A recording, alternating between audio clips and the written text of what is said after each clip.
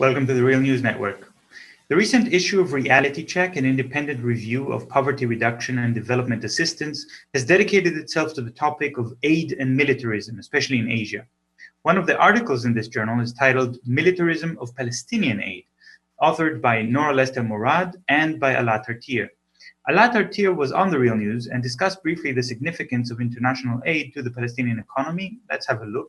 It's an economy that is stripped from its productive capacity, that is not able to create jobs, that is not able to sustain investments, that is not able to be self-reliant and therefore has to be reliant on international aid and the donor community money. But it also means that it is an economy that is contained by the Israeli one. And the whole control structures and mechanisms that the Israeli occupation practice on the Palestinian people is reflected on the Palestinian economy. It's an economy that cannot export and import products as any other economy in the world. It's an economy that has no sovereignty whatsoever. It's an economy that does not have its own currency. It's an economy that lacks the policy space to become an independent, real economy without being completely controlled by the Israeli economy and by the Israeli policies. Now let's discuss the security and military impact of this aid with one of the authors of the new report, Nora Lester Murad. Dr. Nora Lester Murad is an activist and writer based in Jerusalem, Palestine. She co-founded Dalia Association, Palestine's community foundation, in order to promote self-determination and development, and as well as Aid Watch Palestine to mobilize Palestinians to hold aid actors accountable, especially in the Gaza Strip. Murad writes about international aid, community philanthropy, and life under military occupation through her blog, The View from My Window in Palestine, and has published in The Guardian, Al Jazeera, Open Democracy, Mondo Wise, Huffington Post, Jadalia, and more. Thank you very much for joining us, Nora. Thank you. So the country which receives the most amount of aid in history has been the State of Israel. And most of this aid is military aid from the United States. The US is also giving some aid in a much smaller amount to the Palestinian Authority in Ramallah. And a portion of the aid to the Palestinians is also a kind of security aid for things such as armored vehicles, firearms, and uniforms. How can the US arm two sides of the conflict? Or would you say that the Israeli government and the Palestinian government really are two sides of a conflict? Well, as we all know, the US arms everybody. They armed the Saudis and the Qataris. They armed Iraq and Iran. So funding two sides of a conflict is not new policy for the United States. They do this because it's hugely profitable. Now, putting arms proliferation into the context of aid may confuse some people, making it appear that the US is helping promote democracy and peace. But what it's really promoting is profit for the military-industrial complex. Military aid is not, as some think, cash that goes to allies so they can defend themselves. It's taxpayer money that's given almost directly in many cases, to the US military contractors. And what the foreign governments get is weapons and training that they use to promote US military interests in their own regions. Now, in the case Israel and the Palestinian Authority, just to answer your question more specifically, the US sees the Palestinian Authority as Israel's partner in maintaining Israeli security, not their opponent. The Oslo Accords and the Paris Protocol enshrine this role for the PA. So in fact, both military aid that goes to Israel and military aid that goes to the Palestinian Authority is both military aid to support Israeli objectives at the expense of Palestinian rights. And as you mentioned, Alaa Tartir, who co-authored the article about the militarization of Palestinian aid, says 30% of international aid is channeled to the PA's $1 billion a year security sector. So it's a big amount that could be supporting a just peace rather than supporting the continuation of Palestinian oppression.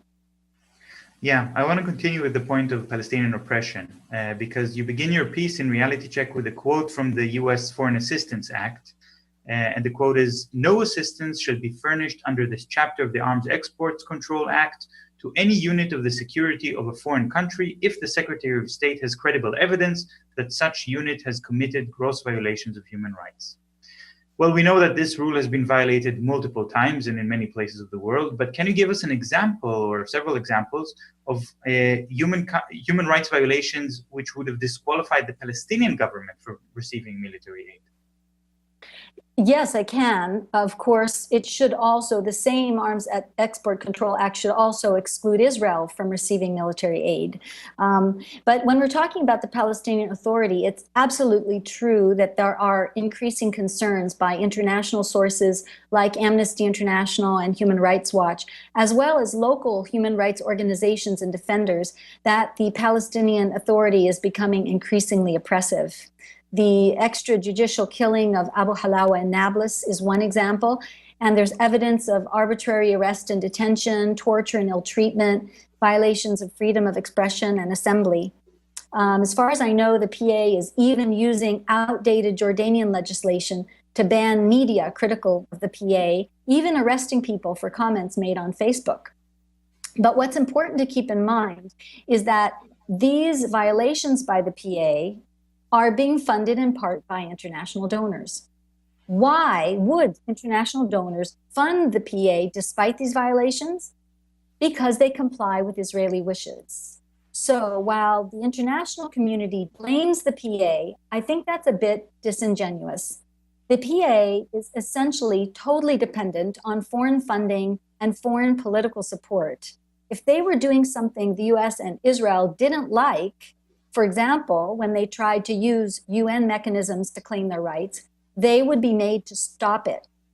And more, luckily, people like Diana Buttu in her brave New York Times opinion piece are speaking openly, saying that the PA does not represent them and should be closed. There have not been elections to legitimize their current mandate, and they're not accountable to the Palestinian people, only to Israel and donors. So yeah, I think you're also making a point that I don't want to be missed here, that when you say international donors, you mean not just the United States, but also European Union, Arab countries, and so on. Absolutely. I think the US and other international actors bear some direct and indirect responsibility for the violations of the PA by funding them directly, and maybe more importantly, by obstructing normal accountability processes that could enable the Palestinian population to keep the PA in line. Now, one very important issue in your piece is about the militarization of aid to civil society. Civil society organizations in Palestine play a very important role in the Palestinian resistance and in informing the world about the occupation. And this includes organizations such as Aid Watch, which you co-founded. So what do you mean that the aid to civil society organizations become militarized? In what way? Well, several ways. One big and understudied factor is the role that US-led anti-terrorism policy has played in distorting the availability of funding for civil society, not only in Palestine, but all over the world. First of all, organizations seen as philosophically or ideologically opposed to Israel and the US don't get funded. They just don't. And if there's a doubt about their political position, they won't be funded. And those who do receive funding are forced into what I consider to be dangerous contracts. They have to agree to enforce US foreign policy on their own communities, becoming a kind of ideological police. They're forced to, or they're pushed to work outside of their mandates, ensuring that people the US doesn't like are excluded from the benefits of their work, even when this internal policing promotes intra-communal conflict, undermines their own credibility in the community, or when it violates humanitarian principles of neutrality and impartiality. And I should also say the pressure is not only on Palestinian civil society, but also on international civil society organizations who often change the work they do, change the partners they work with, and change the regions they work in order to attempt to comply with US restrictions. Most recently, the international governments, many donors, have put pressure on Palestinian civil society by refusing to fund any actions that support the boycott, divestment, and sanctions campaign, and in some cases, grant recipients aren't even allowed to support BDS even with their own funds. This, I think, is a dramatic violation of Palestinian civil society's right to express itself, to resist occupation, and to pursue the nonviolent means at their disposal to pursue their own human and civil rights. Yeah, I have to add to this that I've personally been exposed to cases in which civil society organizations providing a kind of service such as health or education were forced to let go some of their own workers just because these workers on their free time were pursuing, were supporting a certain political party which was not supported by the United States or something. And so they were forced because of these contracts that you call dangerous contracts to leave the organization. And now that you're also bringing up the issue of international civil society organizations, that segues into the issue of UNRWA, which is the largest international aid organization operating in Palestine. 2 weeks ago, Israeli Prime Minister Netanyahu announced that he told the US ambassador to the UN, Nikki Haley, that UNRWA, the largest aid agency distributing aid to Palestinians, should be dismantled. Let's have a look at what he had to say. אמרתי לה גם שהגיע הזמן שהאום יבחן את המשך קיומו של אונר"א.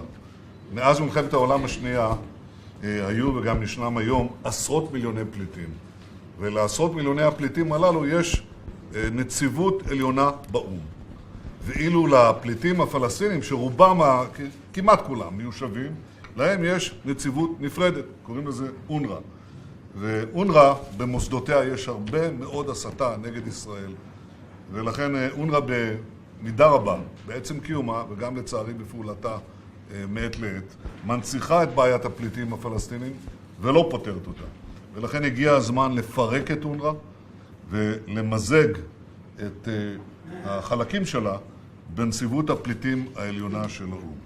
So my question to you, what can donors actually do and what should they do in order to ensure that aid will improve the lives of Palestinians and protect their rights rather than contribute to the violation of their rights? Well, it's a really important question. I've done a lot of research and writing on that in many, many forums. And there are so many things that donors and that individuals, members of global civil society can and should do differently if they're serious about leveraging their power to protect and rather than to violate Palestinian rights. I would start by saying that they should function within the framework of international law and international humanitarian law, even though it's not perfect. What they call beneficiaries should be recognized as rights holders, and donors should be recognized as duty bearers. This would facilitate Palestinian rights claiming by taking aid out of the depoliticized technical context where best practices are seen as aspirations with no teeth. Second, and related, I think the international community should fulfill its own obligations to respect, protect, and fulfill Palestinian human rights. And this includes not paying for the costs of Israeli dispossession, occupation, and colonization. It means not allowing Israel to profit from its aggression, not enabling Israeli impunity by normalizing settler colonialism and apartheid. And beyond that, I think the donors themselves should recognize their own accountability to the Palestinian population. If they want to say that what they're doing is aid, then the right to judge whether it's helping or not and to what extent belongs to the people for whom the aid is intended. Yeah, well, I think this is maybe a beginning of a longer conversation about how aid to Palestine should be restructured and redirected, as you say. And I thank you very much for these comments, and I hope you will agree to join us again in the future to continue this discussion. So thank you very much, Nora, for joining us. Thank you. And thank you for joining us on the Real News Network.